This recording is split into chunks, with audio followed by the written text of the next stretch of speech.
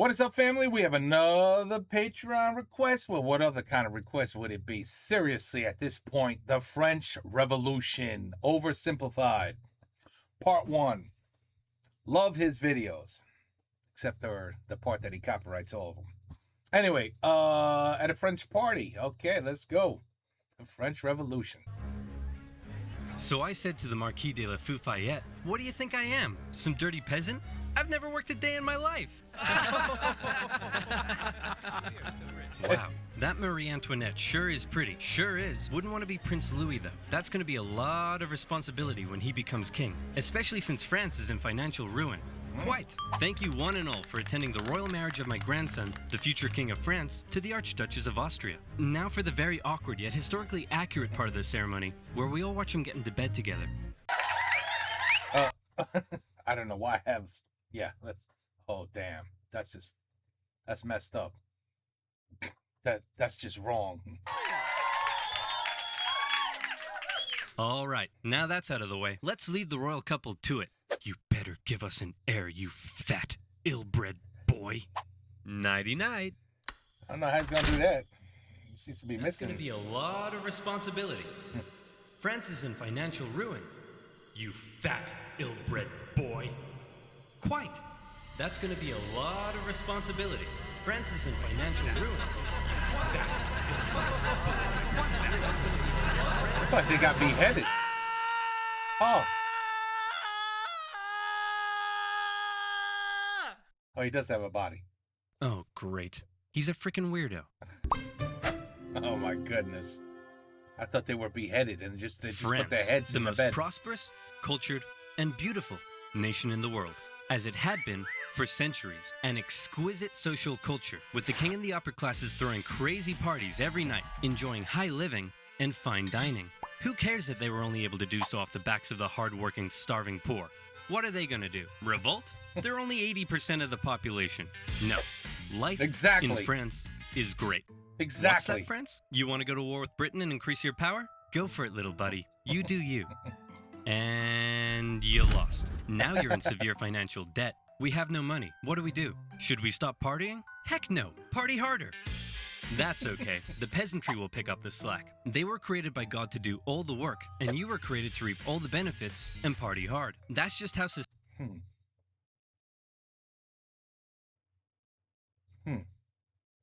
Just thinking about what he just said, and today we're in 2026, and 2026. Obviously, things have changed since then. society works, and we've all just accepted it for centuries. Why? Why what? Why do the nobility get to be all rich and stuff? Just because they were born into it? And the rest of us schmucks just have to accept that? Hell, why do we even need a king? Who decided that? It all just seems very unfair and unequal, and I, for one, am starting to question it. Wow, that's very enlightened of you. And so began the Age of Enlightenment. Great philosophical thinkers across France and beyond began to question whether this beautiful nation was really all that beautiful after all. Hey, Prince Louis, bad news. Your grandpa died of smallpox this morning, which means good news, you're now the king. So just to sum up, France is in severe financial debt, and the angry populace are beginning to question how necessary you are. But hey, I believe in you, champ. You got this. Maybe.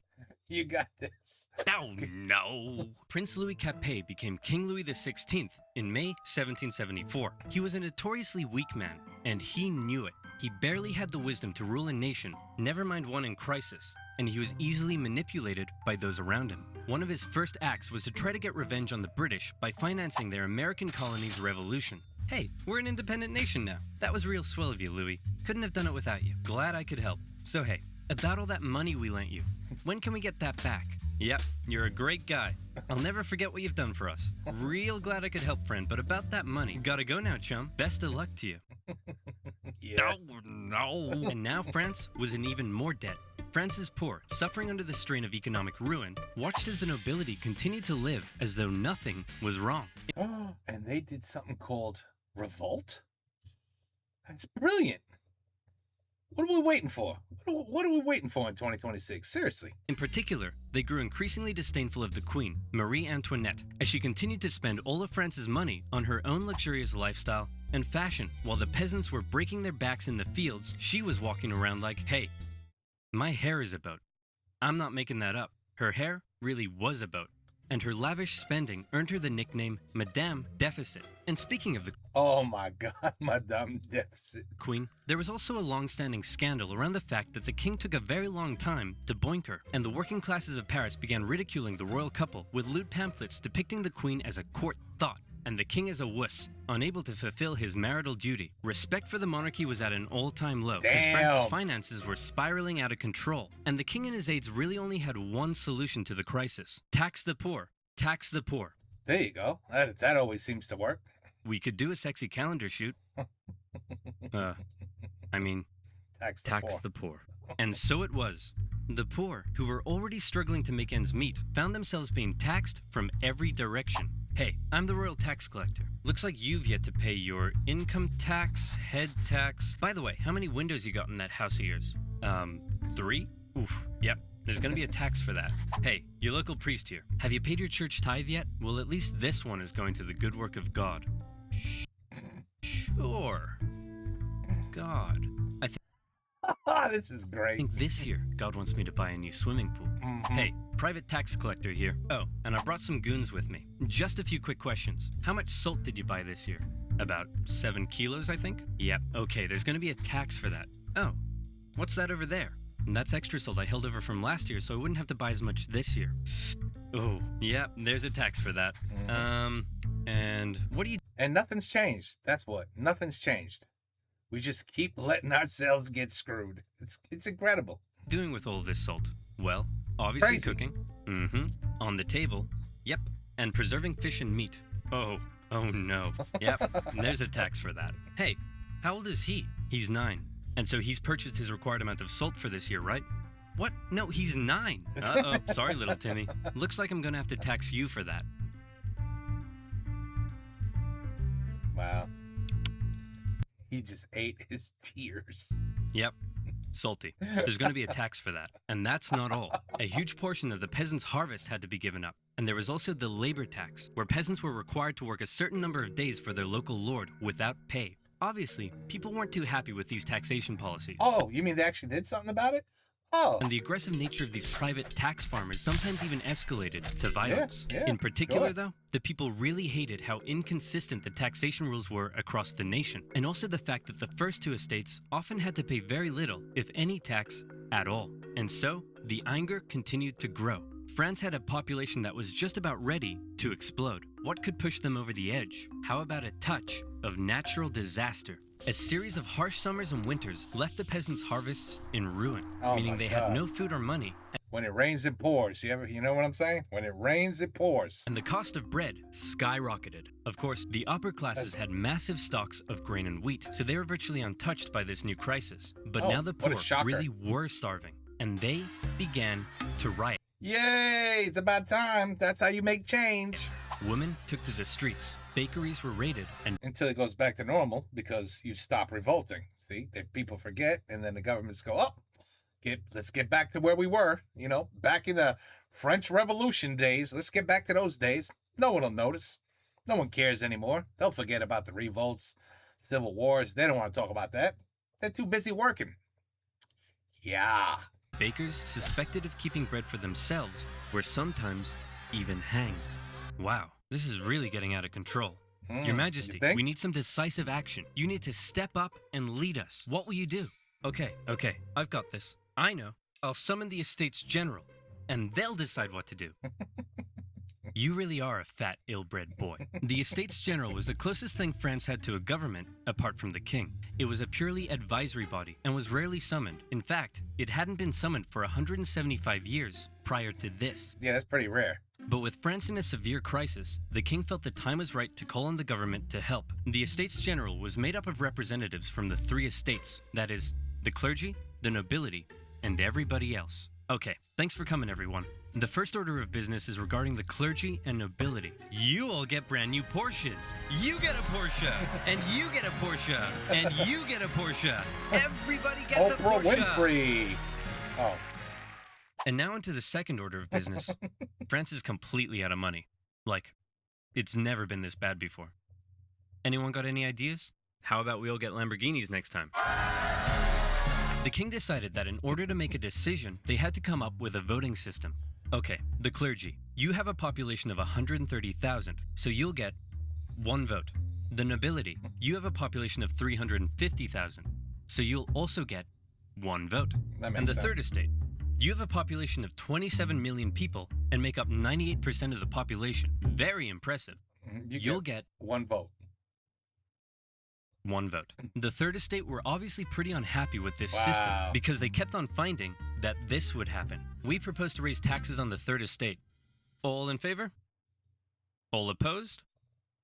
2 to 1. Taxes will be raised on the third estate. We propose a motion that says the first 2 estates are a bunch of poo-poo heads. All in favor? All opposed? 2 to 1. It's official.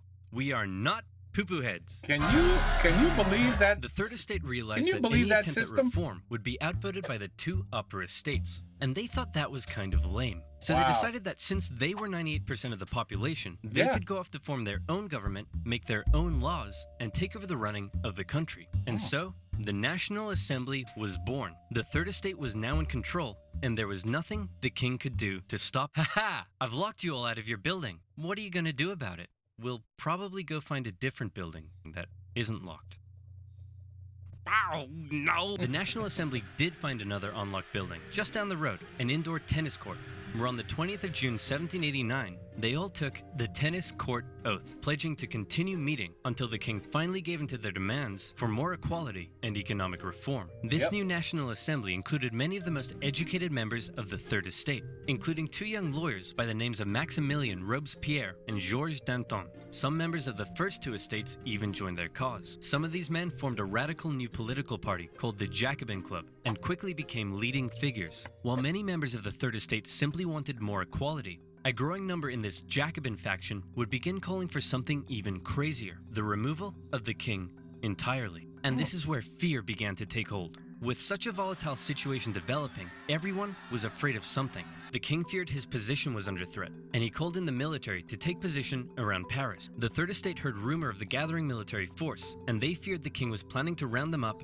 and arrest them. Maybe he'd even execute them. It also didn't help that the king had just dismissed France's popular finance minister, who had been trying to make reforms himself. It seemed the king was done negotiating. Fear, left unchecked, often boils over into anger. And anger detonates with violence. The angry people of Paris, after centuries of cruel inequality, harsh oppression, even starvation, fearful of having their new movement for reform demolished so soon, decided that it was now or never to take action. Screw reform. They decided they'd do one better. How about revolution? The people of Paris, believing the French military was preparing to attack, decided they should arm themselves. The National Assembly announced the creation of a bourgeois militia, the National Guard, and immediately, many troops from the French military defected over to the revolutionary side. In the early hours of July 14th, 1789, a large crowd stormed and raided the Hôtel des Invalides, a military hospital where they were able to secure a large number of rifles. The bad news was they weren't able to find any gunpowder for their new weapons. The good news was they knew exactly where to get some. A prison fortress and a symbol of royal tyranny towering over Paris, the Bastille. Mid-morning, the crowd gathered around the Bastille and demanded that the man in charge, Governor Delaunay, surrender the prison and hand over the gunpowder. Obviously, Governor Delaunay was like, no way. So he stalled for time by inviting a few members of the crowd in for negotiations. The crowd, still waiting outside, quickly became impatient, and before long, they stormed the fortress, taking on the French troops inside. Your Majesty, we've received word that the people have surrounded the Bastille. And that, people, is how you make change. When the government doesn't listen. That's how you do it. Governor Delaunay will hold them off. No need to worry. Actually, Your Majesty, it appears the crowd is now headed away from the Bastille. You see? What did I tell you? Clearly, Governor Delaunay has defeated them and has them on the run. No need to worry. Your Majesty, they're coming to your front door. Isn't that Governor Delaunay's head on a pike? Well, Clearly, Governor Delaunay has taken on the form of a bodiless pikehead deity, and the people are so enamored with him, they're parading him around the city. No need to worry at all. When the National Assembly heard about the violence that had taken place, they had two options. Either one, they denounce it and try to carry on the revolution using peaceful means, or two, they say, damn, you stuck his head on a pike? That's pretty hardcore. And we love it. Incidentally, they went with option number two. Some historians believe this reaction paved the way for the utter violence and bloodshed that would become the legacy of the French Revolution. This widespread acceptance of violence during the Revolution is also largely credited to the writings of a certain Jean-Paul Marat, a man of science with a horrible skin condition that kept him confined to a bathtub. He began writing a radical newspaper he affectionately named The Friend of the People. Life is a beach. Citizens of France, be very afraid. Given the chance, the king and the nobility won't hesitate to massacre us all. The solution is simple. Execute them. Kill every last one of them. Cut off 1,000 heads. And if that's not enough, cut off 1,000 more. Oh, hey, Mr. Squeaky. What are you doing down there? You're so cute. Aw, I love you too, Mr. Squeaky. Mwah. Now, where was I? Oh, yeah. Kill them all. It became one of the most popular publications in Paris during the Revolution and succeeded in spreading ever-increasing fear and anger among the people. In August, leaders of the National Assembly, with help from a certain Thomas Jefferson, adopted the Declaration of the Rights of Man and of the Citizen, an incredible document that guaranteed liberty and equal rights to all men. And when I say men, I mean men. Despite its glaring shortcomings in gender equality, the massively influential declaration would go on to inspire the struggle for liberty and equality across the planet for centuries. However, back in France, the vast majority of the people weren't really so concerned with enlightened ideas of equality as much as they were concerned with the fact that they were still starving. Bread was still expensive as hell and hard to come by. The people felt that one reason nothing had been done yet about the crisis was because the king simply couldn't see the problem. He lived in Versailles, a full 20 kilometers southwest of Paris, and as a result, lived in comfort, separated from his dirty, stinking subjects. On October 5th, a crowd of women, 7,000 strong, decided they'd do something 7,000 women. Unprecedented. They decided they'd remove that separation and confront the king directly. The women marched all the way to the king's palace in Versailles. Along the way, the crowd continued to grow into the tens of thousands, and when they arrived, they demanded an audience with the king. What are those things outside the palace? They're poor people, Your Majesty. That's poor people? They say they're hungry. Hungry? Then let them eat cake. Wow. See, this is the exact BS that led to this whole mess in the first place. You're There's a bird cage on her head. so out of touch. They're writhing around in the filth, breaking their back to barely scrape by, and they come to you demanding just the basic ability to feed themselves, and you think a slice of cake will sort them out? Well, Yes. then let them eat Taco Bell Crunchwrap Supreme. Wow. They're not that desperate. Members of the crowd actually managed to break into the palace with the intention of killing the queen, Taco Bell's not terrible.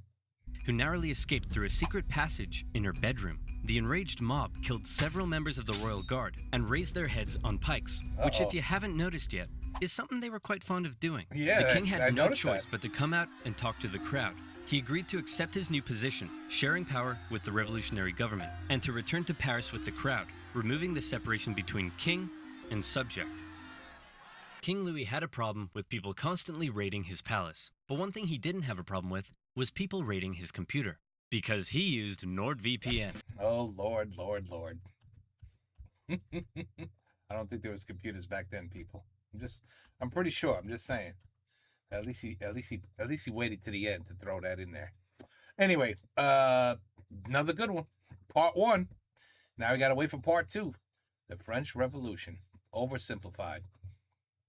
Love the way he tells his stories. I'm telling you, I've said it once. I'll say it again. I'll say it again after this. This is the kind of teaching you need in school systems. Children will stay intrigued. They will not snore and fall asleep in class when they hear the word history lesson. They would actually be like, oh my God, I cannot wait for the next lesson, Mr. Oversimplified. Like, seriously. And then you wonder, it's very clear. Everything the man said in here on how you get to a revolution really makes you think, what the hell's going on these days? What made everybody just back down and go, all right, well, hey, it is what it is. This is the way life is supposed to be. All right. What? You want me to work till I'm 70 now? Oh, 60s is no good no more? You guys are pushing for 70s. Oh, okay. Well, yeah. I mean, sure. Why not? I'll work till I'm 70. Sure. That's great. You tell me what to do, and I will just sit here and do it. You want to raise my taxes? No problem. I'll just keep paying taxes. But wait a minute, I don't get my job. They don't seem to give raises. This thing called what's it called? Something living tax. What is it? The cost of living that raises every single year. So I mean, we should at least get raises for cost of what? No raises. Oh, it's cool. It's cool. No, it's cool. We'll just keep working, keep paying, it's all good. What? No, it's fine. What? I know that's a beautiful yacht you just got there. I know. It's beautiful. It really is nice. You bought an island. No shit. Hey, well, congratulations. No, it's cool. I'll just work some overtime. It's all right. It's good. I'll just work some overtime. It's good. Oh, you tax that too. Oh, damn. All right. Well, it's okay. I'll just double my hours and get maybe 3 or 4 jobs. There you go. Am I wrong? All right. Anyway, there you have it, people. The French Revolution. At least the French people were like, bullshit. This ain't gonna keep going on. Not on my clock. Not on my watch. And they did what they had to do. And now, can't wait. Don't worry. I got part 2. Part 2's coming. Take care. Peace out. Have a good night.